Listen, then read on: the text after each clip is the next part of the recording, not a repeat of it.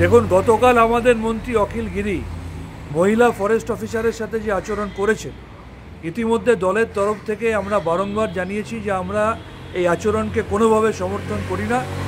আমরা এটার প্রতিবাদ করেছি, বিরোধিতা করেছি এবং আমাদের মাননীয় বনমন্ত্রী বীরভা হাঁসদা ইতিমধ্যেই সেই মহিলা অফিসারের সাথেও যোগাযোগ করেছেন। আর আজ দলের নির্দেশে আমাদের দলের রাজ্য সভাপতি তথা রাজ্যসভার সাংসদ সুব্রত বক্সী তিনি টেলিফোনে অখিল গিরির সাথে যোগাযোগ করে নির্দেশ দিয়েছেন। দলের তরফ থেকে তাকে বলা হয়েছে অবিলম্বে সেই মহিলা ফরেস্ট অফিসারের কাছে ক্ষমা চাইতে এবং দলের কাছে তার পদত্যাগপত্র পাঠিয়ে দিতে। লক্ষণীয় বিষয়, এই ধরনের রাজধর্ম পালন একমাত্র তৃণমূল কংগ্রেসই দলগতভাবে করতে পারে।